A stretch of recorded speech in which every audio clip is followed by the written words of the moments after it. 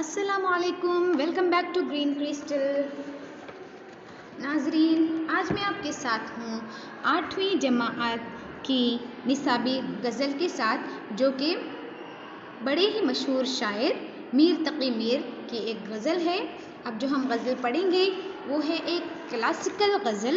Classical غزل کیا ہوتی ہے یا پھر کلاسیکی کلام کیا ہوتا ہے، یہ میں نے آپ کو بتا دیا ہے اس سے پہلے۔ تو غزل کی طرف چلنے سے پہلے ہم چلتے ہیں میر تقی میر کے تعارف کی جانب۔ میر تقی میر کی شخصیت تعارف کی محتاج تو ہے نہیں، لیکن نصابی حساب سے ہم کو ان کا تعارف جس طرح سے لکھنا ہے اس طرح سے میں نے یہاں پر آپ کو دکھا دینا ہے، بس یہی بات ہے۔ آپ کا نام ہے میر محمد تقی، تخلص میر، پیدائش آپ کی 1723 بمقام آگرہ ہوئی۔ آپ کی کتاب میں جو ہے 1764 دیا گیا ہے، 1764 آپ کی پیدائش نہیں ہے، کیونکہ آپ کی وفات جو ہے 1810 میں ہوئی، اس وجہ سے۔ اور آپ کے متعلق یہ بات مشہور ہے، یہ بات ہے کہ آپ کے متعلق کہ آپ کم سے کم 80 سال کی عمر میں آپ کا انتقال ہوا، مطلب تھوڑا 80-90 سال کی عمر میں آپ کا انتقال ہوا۔ تو اس طرح سے 1764 تو آپ کی تاریخ وفات نہیں ہو سکتی، یہاں پر تھوڑا مسٹیک ہوا ہے۔ تو میں نے تحقیقات کے بعد میں 2-3 جگہ میں نے چیک کیا، اس کے بعد میں نے 1723 لکھا ہے۔ تو یہ ہے آپ کا پیدائشی سال، تھوڑا بہت ادھر ادھر ہو سکتا ہے، پھر بھی 1764 تو بہت دور ہو گیا۔ 1723 آپ کی پیدائش کہاں پر ہوئی؟ آگرہ میں ہوئی، اور آپ کی وفات جو ہے 1810 عیسوی میں لکھنؤ میں ہوئی۔ آپ کے مجموعہ کلام ذکر میر، نکات الشعراء، فیض میر، کلیات میر وغیرہ ہیں۔ اہم نکات آپ کے بارے میں یہ ہیں کہ میر تقی میر کو خدائے سخن کے لقب سے جانا جاتا ہے۔ میر تقی میر خدائے سخن کے لقب سے جانے جاتے ہیں، یعنی آپ کی شاعری جو ہے بہت بلند پائے کی، بہت عظیم شاعری ہے۔ آپ اردو کے ایک بڑے عظیم شاعر تھے، اس وجہ سے جو ہے ہر شاعر آپ کو مانتا ہے، ہر شاعر آپ کو استاذ کے طور پر مانتا ہے، اس وجہ سے آپ کو خدائے سخن کہا جاتا ہے۔ آپ کے والد کا نام میر متقی تھا۔ آپ اردو کے ایک بڑے عظیم شاعر تھے، وہ اپنے زمانے کے منفرد شاعر تھے، انہیں غزل کا امام بھی مانا جاتا ہے۔ آپ کی شاعری اتنے بڑے پیمانے کی تھی، اتنی عظیم ہے کہ غالب بھی آپ کے بارے میں مطلب آپ کو جو ہے استاذ کے طور پر مانتے ہیں، یعنی آپ کی بڑپن کو مانتے ہیں، آپ کی بڑائی کو مانتے ہیں، میر کی عظمت کو مانتے ہیں۔ آپ کے کلام میں جو ہے درد و اثر اور سوز و گداز ملتا ہے، جو کہ آپ کی زندگی کا عکس ہے۔ میر کی زندگی جو ہے بڑی تکلیف میں، بڑی درد بھری زندگی آپ نے گزاری، بہت کم سہے ہیں، بہت مصائب و آلام کا آپ نے سامنا کیا ہے۔ تو آئیے چلیں غزل کی جانب۔ کیا کہتے ہیں شاعر؟ مطلع عرض ہے: الٹی ہو گئیں سب تدبیریں، کچھ نہ دوا نے کام کیا، دیکھا اس بیماری دل نے آخر کام تمام کیا۔ عہد جوانی رو رو کاٹا، پیری میں لیں آنکھیں موند، یعنی رات بہت تھے جاگے، صبح ہوئی آرام کیا۔ ناحق ہم مجبوروں پر تہمت ہے مختاری کی، چاہتے ہیں سو آپ کریں ہیں ہم کو بس بدنام کیا۔ یاں کہ سپید و سیاہ میں ہم کو دخل جو ہے سو اتنا ہے، رات کو رو رو صبح کیا اور دن کو جوں توں شام کیا۔ میر کے دین و مذہب کو اب پوچھتے کیا ہو، ان نے تو کشکا کھینچا، دیر میں بیٹھا کب کا ترک اسلام کیا۔ تو یہ ہے میر تقی میر کی غزل۔ اب ہم ایک کے بعد دیگرے اشعار کی تشریح کی جانب چلیں گے۔ یہ تھوڑا لمبی بحر کی غزل ہے۔ شاعر مطلع میں کیا کہہ رہے ہیں؟ الٹی ہو گئیں سب تدبیریں، کچھ نہ دوا نے کام کیا، دیکھا اس بیماری دل نے آخر کام تمام کیا۔ کام تمام کرنا، ختم کر دینا، مار ڈالنا، اوکے۔ اور تدبیریں الٹ جانا، مطلب جو بھی کوششیں کی گئی سب ناکام ہو گئی، الٹی ہو گئی سب تدبیریں، یعنی سب کوششیں ناکام ہو گئی۔ تو سب سے پہلے ہم کیا لکھیں گے؟ یہ شعر میر تقی میر کی غزل سے لیا گیا ہے، میر تقی میر کی غزل سے لیا گیا ہے۔ مطلع میں شاعر بیماری دل، بیماری دل کس کو کہتے ہیں؟ شاعری کی اصطلاح میں عشق کا روگ۔ شاعری کی اصطلاح میں جو ہے عشق کو یعنی محبت کو ایک بیماری ہی کہا گیا ہے ہمیشہ سے۔ تو عشق کا روگ، بیماری دل یعنی عشق کے روگ کی بات کر رہے ہیں شاعر۔ کہتے ہیں کہ عشق ایسا روگ ہے، ایسی بیماری ہے جس کا علاج ممکن نہیں۔ اس بیماری سے بچنے کی جتنی بھی تدبیریں کیں سب کی سب ناکام ہو گئیں، اور علاج کے لیے جتنی دوائیں کیں سب بیکار ہو گئیں۔ آخر کار اس دل کے روگ نے میرا کام تمام کر دیا، یعنی مجھے موت کے دہانے پر لا کر کھڑا کر دیا ہے۔ تو یہاں پر دیکھا، یہ لفظ جو ہے اس بات کو ظاہر کر رہا ہے، جیسے شاعر کہہ رہے ہوں کہ ہاں پہلے سے مجھے پتا تھا کہ اس بیماری دل نے آخر کام تمام کر ہی دینا ہے۔ تو تنبیہاً جیسے کہہ رہے ہیں کہ یعنی شاعر کو پہلے سے اس بات کا اندیشہ تھا کہ محبوب کے عشق کا روگ مرتے دم تک ساتھ رہے گا اور آخر میں انہیں مار ڈالے گا۔ تو یہ ہے پہلا شعر۔ اب ہم چلتے ہیں اگلے شعر کی جانب۔ تو شاعر کیا کہہ رہے ہیں؟ عہد جوانی رو رو کاٹا، پیری میں لی آنکھیں موند، یعنی رات بہت تھے جاگے، صبح ہوئی آرام کیا۔ تو یہاں پر جو ہے جوانی، پیری، صبح، رات، یہ جو ہے متضاد الفاظ ہیں۔ تو اس طرح سے شاعر نے یہاں پر صنعت تضاد کا استعمال کیا ہے۔ اور ایک چیز رو رو کاٹا، رو رو، یہ دو الفاظ کی تکرار بھی یہاں پر ہو رہی ہے، تو لہٰذا یہ شعر رو رو ان الفاظ کے آنے کی وجہ سے یہ شعر کیا ہے؟ صنعت تکرار کی بھی ایک مثال ہے۔ تو شاعر عہد جوانی یعنی جوانی کا زمانہ، پیری بڑھاپا۔ تو شاعر کیا کہہ رہے ہیں؟ یہ شعر میر تقی میر کی غزل سے ماخوذ ہے، جیسا کہ ہم جانتے ہیں۔ اس شعر میں شاعر نے متضاد الفاظ کا استعمال کیا ہے، اس لیے یہ کیا ہے؟ یہ صنعت تضاد ہے۔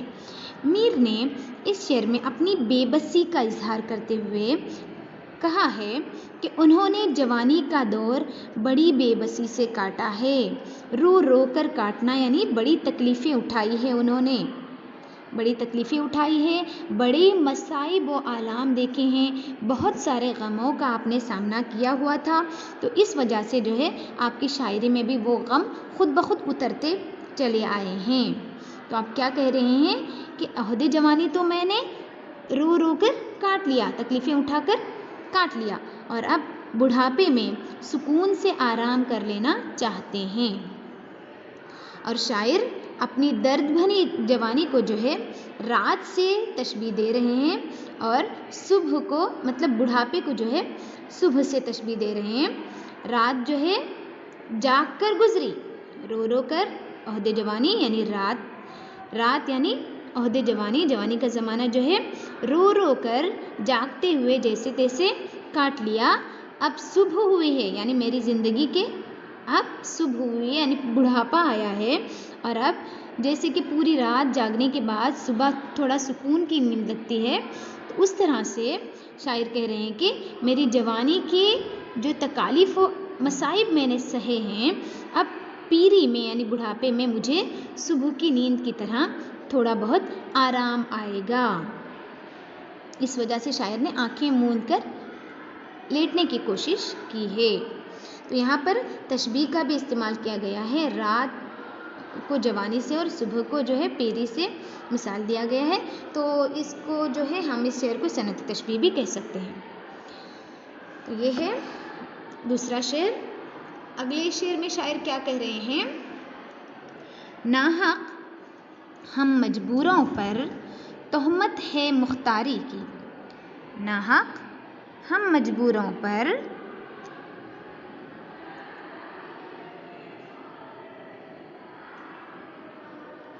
तोहमत है मुख्तारी की, चाहते हैं सो आप करें हमको अबस बदनाम किया। तो यहाँ पर भी मजबूर और मुख्तार में ज़्यादा अल्फाज का इस्तेमाल किया गया है। मजबूर वो है जो किसी यानी ग़ुलाम, मुख्तार जिसका हुक्म चलता हो, जिसको इख्तियार हो। ये शेर मीर तकी मीर की गज़ल से माखूज़ है। इस शेर में शायर ने इंसान की मजबूरी को बड़ी खूबसूरती से बयान किया है। कहते हैं कि हम मजबूरों और बेबसों पर बेसबब, नाहक यानी बेसबब बिला वजह इल्ज़ाम है, तोहमत यानी इल्ज़ाम होना, ये इल्ज़ाम है कि हम बाइख्तियार हैं, हम खुद मुख्तार हैं, अपनी मर्ज़ी के मालिक है, लेकिन होता वही है जो हमारी तकदीर में तेरे हुक्म से लिख दिया गया है। होता वही है जो हमारी तकदीर में तेरे हुक्म से लिख दिया गया है। थोड़ा सा यहाँ पर मिस्टेक हो गई, इसके लिए माजरत चाहती हूँ। तो शायर क्या कह रहे हैं कि हम मजबूरों और बेबसों पर बेसबब ये इल्ज़ाम है कि हम बाइख्तियार हैं, अपनी मर्ज़ी के मालिक हैं, लेकिन होता वही है जो हमारी मर्ज़ी से, जो हमारी तकदीर में तेरे हुक्म से यानी अल्लाह ताला के हुक्म से लिख दिया गया है। जैसा तू चाहता है वैसे ही हमारी ज़िंदगी गुज़र रही है, हम तो बेवजह खुद मुख्तारी के लिए बदनाम है। तो ये शेर एक सनत तज़ाद तो है ही। इसके बाद यहाँ पर जो है इस शेर को हम इश्क हकीकी के मानों में भी ले सकते हैं और इश्क मजाजी के मानों में भी ले सकते हैं। तो यहाँ पर मैंने जो तशरीह की है वो इश्क हकीकी की बिना पर, यानी अल्लाह ताला की ज़ात और इंसान की मजबूरी, जैसे कि तकदीर के हुक्म के पाबंद हैं हम, और हम बाइख्तियार नहीं हैं, लेकिन कहा जाता है कि बाइख्तियार हैं, हमको शऊर दिया गया है। तो एक तरह से शायर जो है अल्लाह ताला से शिकवा कर रहे हैं। अगर हम इसके मजाजी की बात लें तो यहाँ पर जो है शायर महबूब से शिकवा कर रहा है कि उसकी मर्ज़ी के बिना, उसकी खुशनुदी के बिना, उसकी रज़ामंदी के बिना जो है एक आशिक कुछ नहीं कर सकता, बेबस होकर रह जाता है। और फिर भी वो महबूब कह रहा है कि तुम खुद मुख्तार हो। इस तरह से भी हो सकता है, या फिर जैसे कि मैंने तशरीह की है इस शेर की, ऐसे भी हो सकता है। तो आप चलें अगले शेर की जानिब।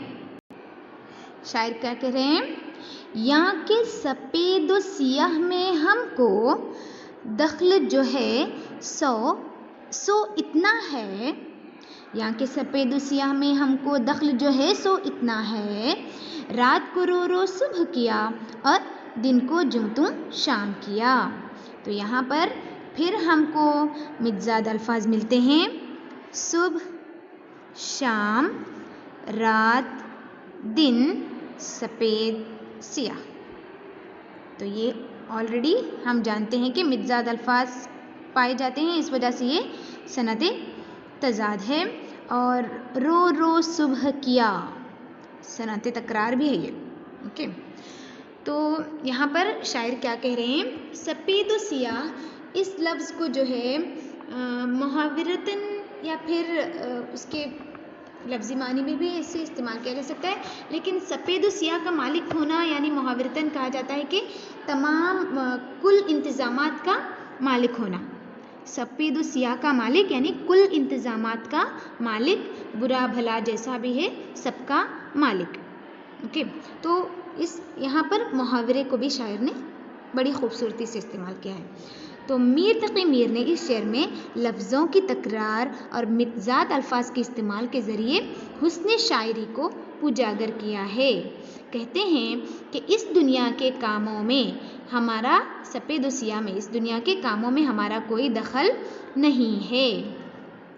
ہاں، ہم بس اتنا کر سکتے ہیں کہ پوری رات کسی نہ کسی طرح جاگتے روتے کاٹ لیں اور دن کو بھی جوں توں یعنی جیسے تیسے گزار لیں. اس دنیا کا برا بھلا یا سفید و سیاہ ہمارے اختیار سے بالکل باہر ہے، لہٰذا ہم بے بس و لاچار ہیں. تو یہاں پر انسان کی بے بسی اور لاچاری کو بھی بڑے خوبصورت الفاظ میں شاعر نے واضح کیا ہے. تو آئیے آپ چلتے ہیں اگلے شعر کی جانب. مقطع میں شاعر کیا کہہ رہے ہیں، میر کے دین و مذہب کو کیا اب پوچھتے کیا ہو، میر کے دین و مذہب کو اب پوچھتے کیا ہو، ان نے تو کشکا کھینچا دیر میں بیٹھا کب کا ترک اسلام کیا. تو شاعر مقطع میں بڑے مایوس نظر آ رہے ہیں.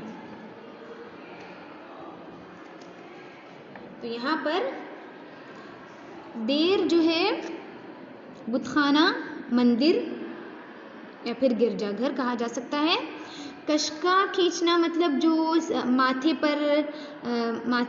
پر جو سفید لائن کھینچے جاتے ہیں نا، سفید نشان لگائے جاتے ہیں جو کہ ہندو مذہب کے علامت کے طور پر لگائے جانے والے جو نشان ہوتے ہیں، اس کو ہم ٹیکا بھی کہہ سکتے ہیں یا پھر عام الفاظ میں نام بھی کہہ سکتے ہیں. تو یہاں پر یہ لفظ ہو گئے ترک اسلام یعنی اسلام سے خارج ہو جانا.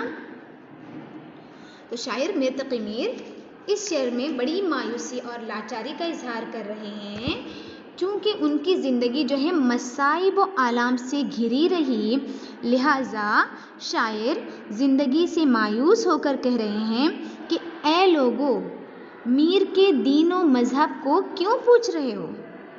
انہوں نے تو ماتھے پہ ٹیکا لگا کر اپنے آپ کو اسلام سے دور کر لیا ہے، اب وہ تمہیں کسی بت خانے میں بیٹھے نظر آئیں گے. یعنی حقیقتاً شاعر نے دین اسلام کو ترک نہیں کیا ہے. شاعر نے اس شعر میں جو ہے بڑی گہری بات کہنے کی کوشش کی ہے، یعنی بڑی گہری بات کہی ہے. شاعر نے اپنی ذات اور اپنے مذہب کی بات کرتے ہوئے یہ پیغام دیا ہے کہ کبھی کسی بے بس، لاچار اور مجبور انسان کی مدد کرتے وقت اس کے مذہب کو نہ دیکھو، اس کے مذہب کو نہ دیکھو، بلکہ یہ دیکھو کہ اس مایوس انسان کو تمہاری مدد کے ذریعے کوئی امید کی کرن نظر آ سکتی ہے، وہ مایوسی سے اٹھ سکتا ہے، وہ امید کی جانب آ سکتا ہے، وہ خدا پر یقین کی جانب آ سکتا ہے اگر تم اس کی تھوڑی بہت مدد کر دو. ورنہ کیا ہندو کیا مسلمان، ہر کوئی اپنی تقدیر سے جو ہے نالاں ہو کر، تقدیر سے شکوہ کناں ہو کر، گلہ کرتا ہوا مطلب نالاں ہو کر مذہب سے دور ہو سکتا ہے. مطلب یہی بات شاعر نے بتائی ہے کہ میر کے دین و مذہب کو کیوں پوچھ رہے ہو، یہ دیکھو کہ میر کو کیا تکلیف ہے، میر کون سی مصیبت میں گھرا ہوا ہے، میر کو تمہاری کس وجہ سے ضرورت ہے. یہ مت دیکھو کہ میر دین و مذہب کا پابند ہے یا نہیں. کبھی کبھی جو ہے انسان اتنا لاچار، اتنا بے بس ہو جاتا ہے، اور ایسی بے بسی اور لاچاری، مفلسی کی حالت میں جو ہے اللہ تعالیٰ کی ذات سے بھی نا امید ہو جاتا ہے. تو اس وجہ سے شاعر ایک طرح سے ایسے نا امیدوں کو امید کی طرف لانے کا پیغام ہم کو دے رہے ہیں. بڑا پیارا شعر ہے. اگر آپ گہرائی میں جا کر دیکھیں تو شاعر نے بڑی گہری بات کہی ہے. تو مقطع کے ساتھ ہماری یہ غزل ختم ہوئی. امید کہ آپ نے اچھی طرح سے سمجھا ہوگا. اگر آپ کو میری تشریح اچھی لگتی ہے تو میرے چینل کو سبسکرائب کرنا نہ بھولیے گا. انشاءاللہ ہم آگے اور 8ویں جماعت کی اگلی غزل بھی تشریح کریں گے. تب تک کے لیے اللہ حافظ. جزاک اللہ خیر. فی امان اللہ.